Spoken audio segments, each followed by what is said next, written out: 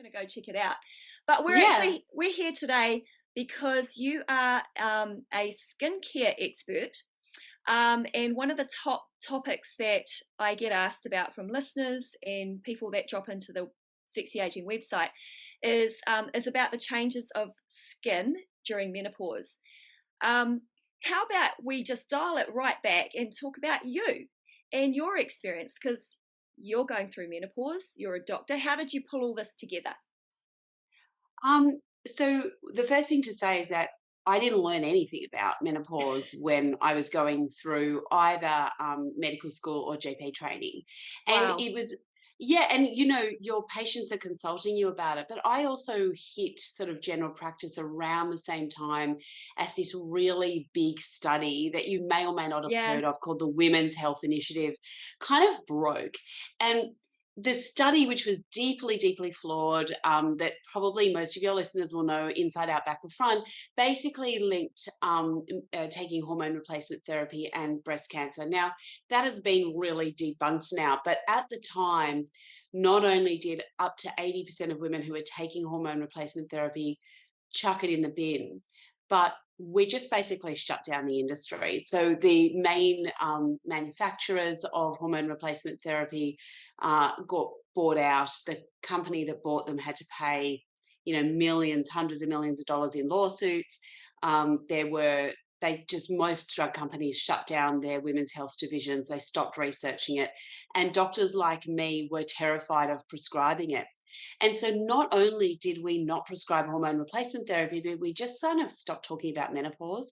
It became like almost a cosmetic issue. Like, if you can't put up with a couple of flushes here and there, what's wrong with you? You're a loser. Just don't even worry about it. And it's literally, women were too embarrassed to talk about it. Doctors had no answers for them anyway. So it really became a black hole for women, for doctors, for nurses, and actually got filled by a lot of purveyors of garbage. There's a lot of supplements out there that are doing super well. And I understand why they're there. It's because there was nothing else, right, for women to take. Yeah. And the only people who were talking to them about this taboo subject were people in the non-evidence-based space. But again, I'm like a real evangelist against women getting ripped off. I just hate it. Same. I hate it when I take to my car to get serviced. And honestly, the guy could be able to tell me anything because I wouldn't have a clue. Or if a plumber comes over and tells me I have a $5,000 plumbing disaster and, it's going to cost a fortune to fix it, what do I know? I'm just going to say yes because I really don't know. But I hate it and I don't like it. And I don't like it in the health space even more because it should be easy to get the information, right? Yeah. And so I guess I was just drawn to it because of being irritated. Also, as I was getting older and starting to go into perimenopause in my 40s, I was starting to notice my patient, you tend to get patients the same age as you who are all going through it as well. I didn't have the answers. And I'm really lucky I host a podcast which is for doctors. And we started doing a lot of women's health things. And as I would be, interviewing particularly these menopause experts, I'd be going, I have no idea about this. Like, it's actually terrifying. And I'm a doctor Ginni, who does women's health. This is the exact reason I started the podcast. So any listeners have been tuning in and they're hearing my education on this topic as we go through, much the same as you. As you start to talk to the experts, you're like, how is it that we don't know this? And then you said you're a GP, you never had the training. It's like mind-blowing, right? Yeah, and also to find out about it, I had to really teach myself. So I applied for membership and joined the Australian Menopause Society, the International Menopause Society.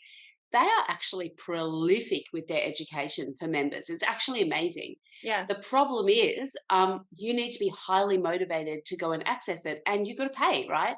And a lot of doctors are like, I'm too busy. I don't really want to know this. Plus, if I prescribe in the menopause space, I'm just going to have my ass sued. And so a lot of doctors just step away from it, which I really get, but I feel like we owe our sisters like this.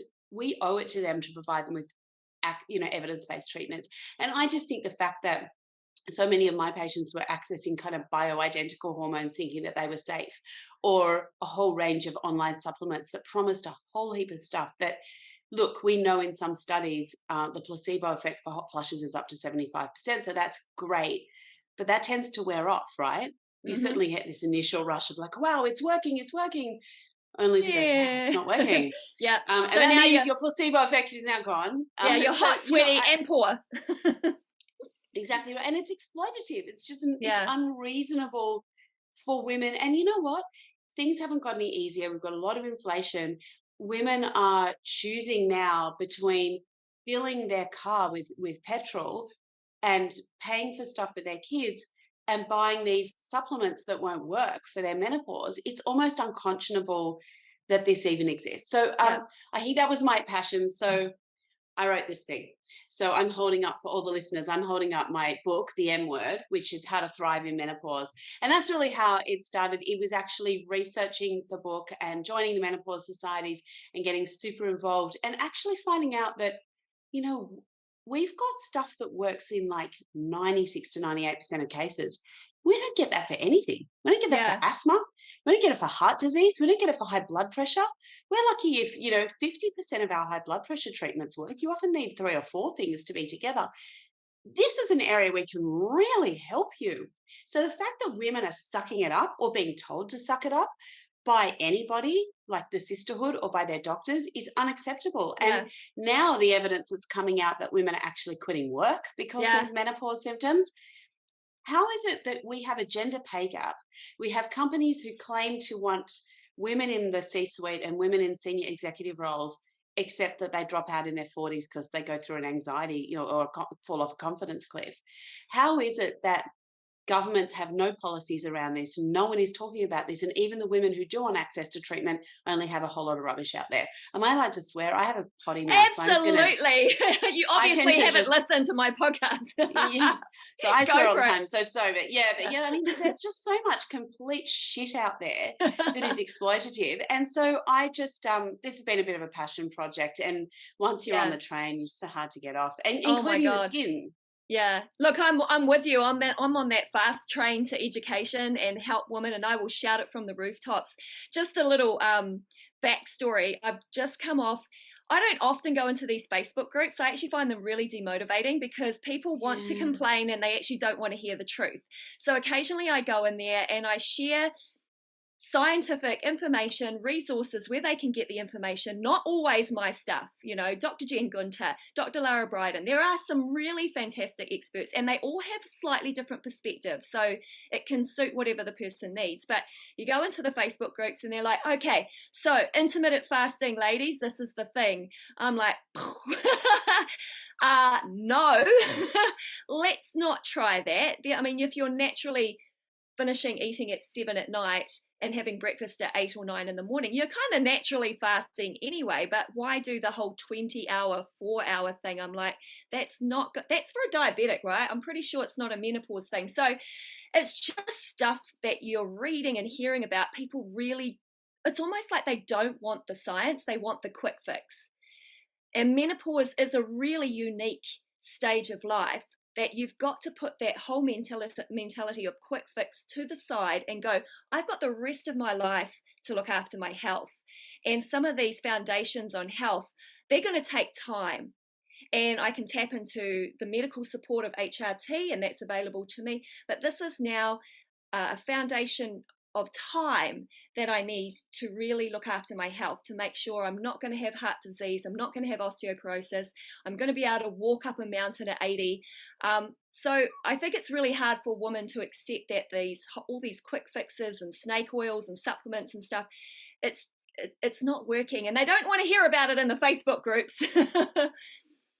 Look, each to his own. I think that if somebody is having a really good midlife experience, then I guess they're not going to, they don't have an issue, and that's fine. Yeah. I think where we've got to, and we found this out with COVID vaccines, we can really just jam ourselves into a corner and exclude everybody else, and it rip families apart. I think we've just got to be a broad church and have as many people at the table as possible, as long as women have access to good evidence-based information. If they choose the evidence-based stuff, whatever, like, I don't mind. That's their choice. It's their money. They can do what they want. But I don't want women feeling desperate. and to Yeah. feel like all they can have is, a bit of turmeric because there's simply or nothing else available out there. And buy a whole lot of weight loss supplements that really don't work because they feel like that's the only choice because everyone else is telling them to get nicked. So Yeah. yeah, I think like so many things, there are a few people who are very loud and very aggressive and very defensive of their patch. But most of us are quietly stalking these groups and just trying to cherry pick the information we want. Yeah. Yeah, that's really interesting. On your TV show or any time that you've been on television, you had something here, things that we don't talk about. Has menopause started to accelerate in the conversation in Australian society generally? Yeah, so you would say that Europe and the UK is probably around about 10 years ahead of Australia. We're a little bit ahead of the US, I would say, Yeah, I agree. where they're just really conservative and where Michelle Obama comes out and says that she's gone through menopause at age 53, and that makes front page of the papers because everyone goes, are you serious? Yeah. So it's really been people like Davina McCall, people who've sort of celebrities who've come out. I feel like Naomi Watts, because she is an Australian, has sort of helped in Australia, even though hers is product related. Mm, Her talking about menopause, I think it's still helpful. yeah. So it's as more celebrities talk about it, we're starting to get with the program.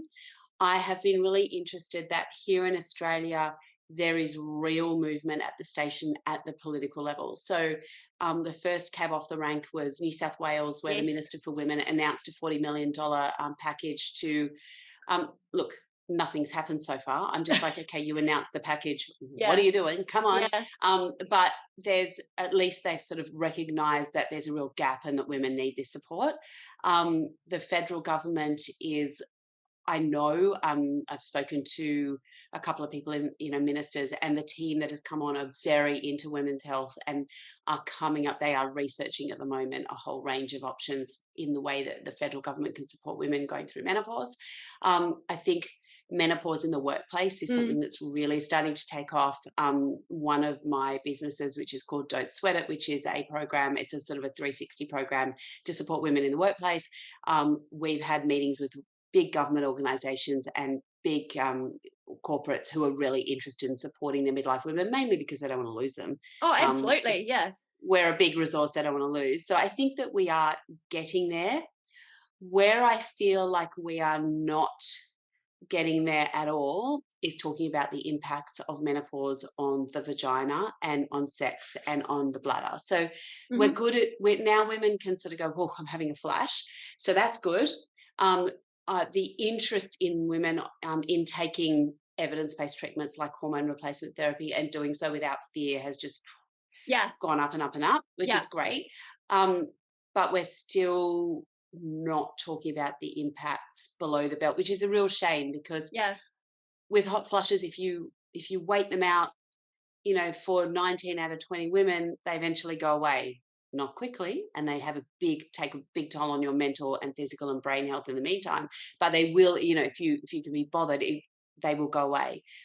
With the vaginal symptoms of menopause, they never get better. Yeah. They get progressively worse, and to the point where we also can't fix it very much. The ceiling of how good we can ever make things just goes down. And so if you don't address what's happening in your vagina till you're in your 60s, you've probably left it too late. Not that it's at any point, even in your 70s, it's worth fixing it, but there's a limit to how good we can ever make your vagina again if we're not talking about it in our 50s.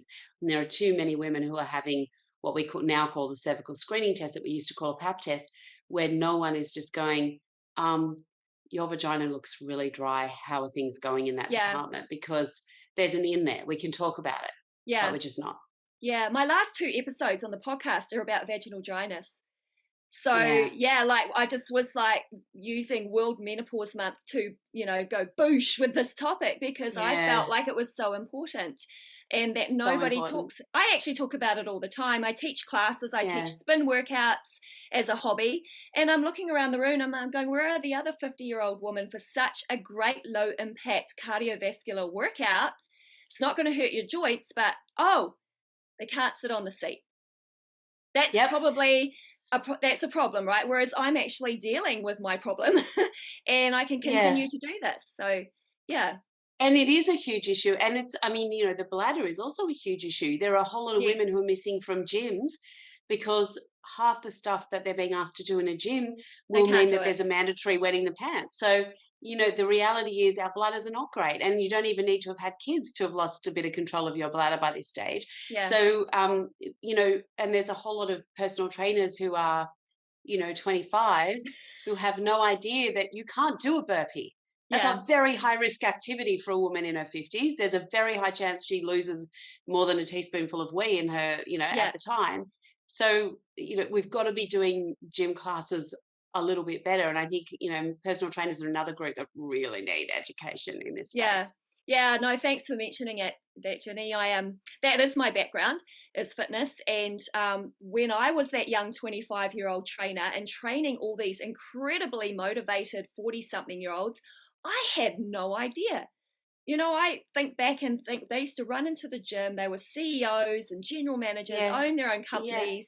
They, really high powered and motivated, but Yeah. Yeah. sweating like anything, and then sometimes Yes. just crying out of the blue. And I would be thinking, what's up with her? So I actually feel really kind of disappointed that I didn't have the tools to help them, and I trained them as if I trained everyone else, the guys, the 20-year-olds, and now I know different. And I'm on a little bit of a mission to help other young personal trainers understand when they Yeah. get that client, and there's a few little tweaks, and especially about understanding the mental aspect of it. Like sometimes they're going to come into the gym and it's not going to be a good day, and you've got to be able to be flexible to the programming, not just run with what you've programmed, because anything could happen. Hey, I'm going to segue. So we talk about moisturizing your vagina like you moisturize your face. Now, we really want to talk about skincare. And menopause is a time when our skincare can go kapoosh. So can you help us with that, break it down, and help us understand why? So it's important to know what estrogen does in the skin. And there are lots of estrogen receptors in the skin, and it has a very important role. So, as you say, it's very important for the skin barrier, which maintains water inside the skin. So, with the decrease in estrogen that happens towards the end of perimenopause and menopause proper, that poor skin barrier leads to transepidermal water loss, which sounds like a very big mouthful, but it just means that your skin dries out. But also, estrogen is really important for both making collagen and elastin and also preventing it being broken down. You have some really sinister actors inside your skin, and they are actually enzymes that break down collagen, and they're turbocharged by any inflammation. And look, the biggest culprit is definitely the sun, but it also can be just using like a scrub or something that's really hard on your skin that is pro-inflammatory. So that triggers the breakdown of your collagen and your elastin. So again, you just see aging skin. So between those things, you often get really itchy skin. Some women report they actually feel like there is little things crawling on their skin, which is awful. And also, just at a time, it tends to happen to midlife women, which is a time where rosacea often hits. So for anyone who's never had rosacea, you often get a lot of redness and across the face. Yeah. Yeah. Patches. And it can look like yeah, perioral dermatitis as well. So it can look like little pimples, but it's often a lot of redness across your cheeks. Triggers can be things like, everyone's different, but sunlight is often a big one. Getting hot, so hot flushes can make you really go red in the face. But also alcohol, spicy foods. Everybody's sort of got their own triggers. You need to know your own triggers so you can avoid them. And then the other problem is these little pimples that happen everywhere, and these little blood vessels that are all over the cheeks, and people hate that. And so you get a lot of rosacea coming out. And the other thing is when you have rosacea, you start to react to every single skincare and actually feel like your skin is burning all the time. Yeah, and a lot of women me. say, I'm allergic to skincare. You're not allergic to skincare. You either have very sensitive skin, and the biggest cause of sensitive skin in midlife women is actually rosacea. Yeah, so that's me. And Yes. yeah, and it's just horrendous. It's probably the ongoing symptom that drives me nuts. And I know what my trigger is, and I'm going to say it right now. It's alcohol. And Yeah, isn't that the worst? I'm so in denial. Here we are in New Zealand, one of the best producers of Sauvignon Blanc in the world, and I'm now down to a light Sauvignon Blanc with ice. Oh, wow. Maybe once a week, and if I have more than that, the rosacea goes crazy. So I can Yeah. honestly say that's the trigger, because I'm doing all the other things, the sunblock, the hats. I guess the exercise means that my body temperature is going up, but I don't seem to notice rosacea post-exercise. So I definitely think it could be sugar and alcohol. Boo. Yeah, I know. That's So sad. really, really common. I know. It's really sad, isn't it? Yeah. So you've actually got, you actually have a product that I have tried. It's Evidence Skincare. Many of the listeners know that I don't talk about brands on the podcast, and I was so fortunate that one of your team reached out to me, and I'd never heard of the product before they reached out, and personal email asking me how I was doing with my skin and would I be interested in trying some of the Evidence Skincare, and I looked it all up because I need it to be evidence-based, and I thought, yeah, I'm going to try this. So I don't want to take any freebies or anything from any brand if they have expectations of me and I can't honestly say that it works or whatever. So it was great. I did try the product. I can say it helped me. I also made a conscious effort not to have the triggers while I was trying the skincare, and I can hand on heart say that it was fantastic. I could recommend it, and it's not the reason that we're having this podcast interview today, but I want you to share a little bit about what you figured out about your skincare that helps menopausal women.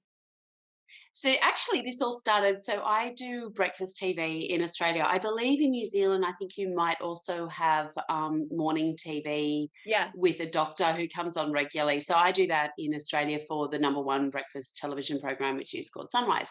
And we were doing it for years. And every time we would do a segment on what really works in anti-aging skincare, I would go to the evidence. I'd look at all the studies and I go, you need to look for a vitamin C, which is an L-ascorbic acid, 10% concentration, water and oil emulsion. You need to make sure that the pH is less than 3. And, and I was sort of talking about, you need to make it sure that it's an airless and opaque bottle so that, you don't want a dropper with a glass vial because everything will go off, and you don't want stabilized vitamin C. And then I would literally get 300, 400 emails going, yes, but what is it? What's the name of it? Oh.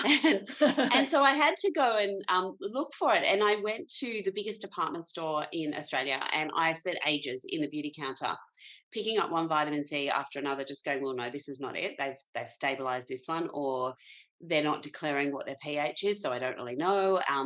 And I literally came up with a zero, with a donut. I couldn't find one thing that I could recommend to these hundreds of viewers that were emailing in.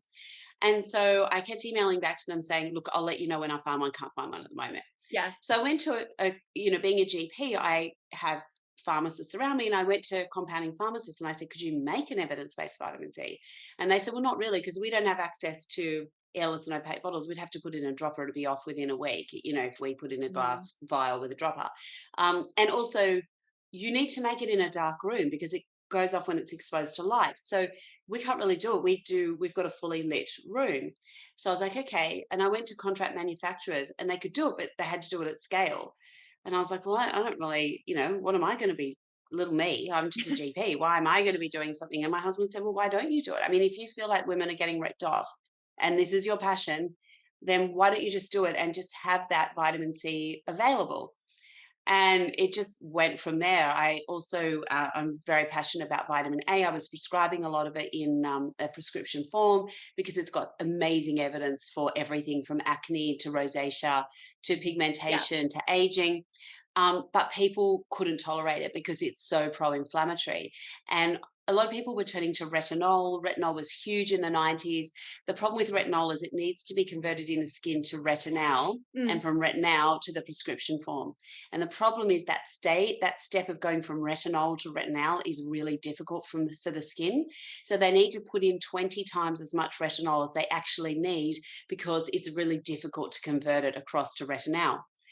When I found out that you could actually put the retinol directly into the skincare and not worry about your retinol, I was like, great, let's go find some retinol products. Again, None. couldn't find them. Yeah. And so, and the fact is retinol has no irritation from it. Unlike retinol, you can get a retinol burn and you get the retinoic acid burn from the prescription stuff. I was like, why is not everybody using retinol? This is insane.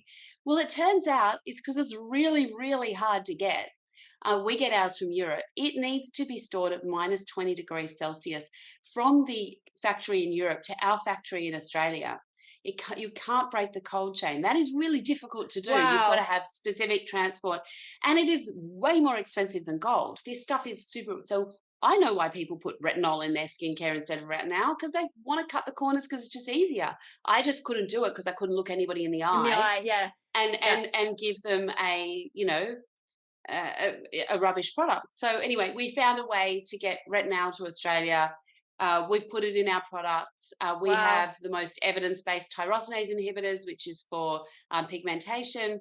All the things that matter to me. We've got broad spectrum sunscreens. So we are, and we're continuing to develop as the evidence comes to light, new products that meet our brief, which is that they must be evidence-based. And I need to look you in the eye and say, yes, use this because it'll work, as opposed to, I've cut a few corners, but something very similar could work. I couldn't do that. I Yeah. just, that's not me. Yeah. No, look, I appreciate that, and hearing you talk about it and all the detail and like it's so important to you, the evidence, and that's the thing that's important to me too. The reason that I interview only experts around these topics is because we just can't do the BS, like Yeah. well, like you say, people are spending way too much money on things that don't work and that they don't Oh, need out of desperation, a lot of it, right? So yes. it's just like, just tune in, listen to some good stuff, and then figure it out from there. You can pick and choose what you feel is important. Yeah. Just a one question. So if we're kind of bringing that conversation around what people should spend their money on, when it comes to menopause and skincare, what are your recommended go-tos? So we've already talked about the fact that estrogen is really essential for ensuring your skin barrier, and so your skin barrier is really a little impaired. So by the way, while having aging skin or dry skin is not an indication that is approved by any medical body as a reason to go on hormone replacement therapy, if you are going on hormone replacement therapy anyway because you're having hot flushes or because you've been told you've got osteoporosis or thinning bones or severe osteopenia, you're not quite at osteoporosis, but you're very, very close, or you're having aches and pains, which is a very, very common symptom, particularly for women who are ethnically Asian. And in both New Zealand and Australia, that is a very big percentage of our populations in Yeah. both countries. And so if you are having aches and pains in your joints, I hear my patients talk about their hips, their Yeah. lower backs, their legs, they just get aches and pains. It often responds to hormone replacement therapy, and it's a good reason to start. Plus, we now have really good evidence that the mental health effects of menopause are really specifically bad for midlife women. It is the peak time for suicide for women. Yes. And we have government money being thrown at women in the postnatal period, which for good reason, it's very important and it's important for their babies. But that's not the highest risk time in a woman's life for anxiety and depression. It's 45 to around menopause. 55. Yeah. Exactly. And it's Yeah. outrageous that the government doesn't recognize that.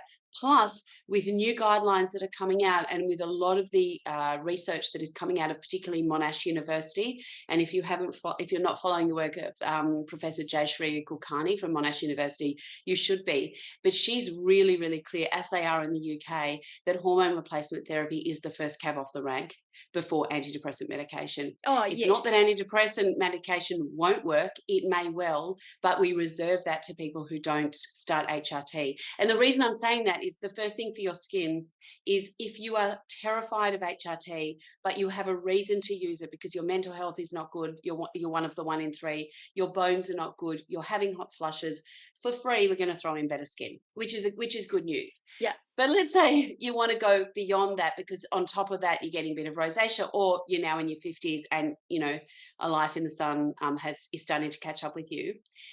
I would look at skin barrier repair, and the most important ingredient in that is niacinamide, which is vitamin B3. So I would be looking at niacinamide.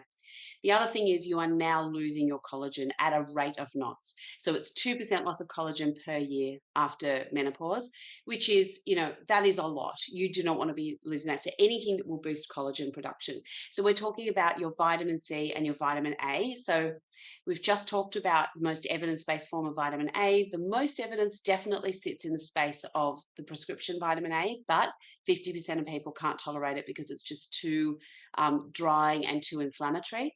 And the problem with that is there are a lot of people who talk about skin cycling, doing your vitamin A every second day or every third day. Yeah. Dermatologists have been doing it for years, but we have zero studies that say that it will work. The studies that show that vitamin A builds collagen, they are studies when it's used every day. We have zero evidence for using it every second day or from diluting it in your moisturizer. So I think just be careful if you do skin cycling that we can't promise you what the results will be. Whereas if you go to a mild vitamin A like retinol, where studies show that retinol is as effective as retinoic acid, so it's exactly the same minus the irritation, that's where I would be going. And that's certainly what I use is retinol. And I do use an evidence-based vitamin C because I managed to find one. Yeah. Yes, it doesn't have a long shelf life, but we do use airless and opaque bottles, and we do use L-ascorbic acid.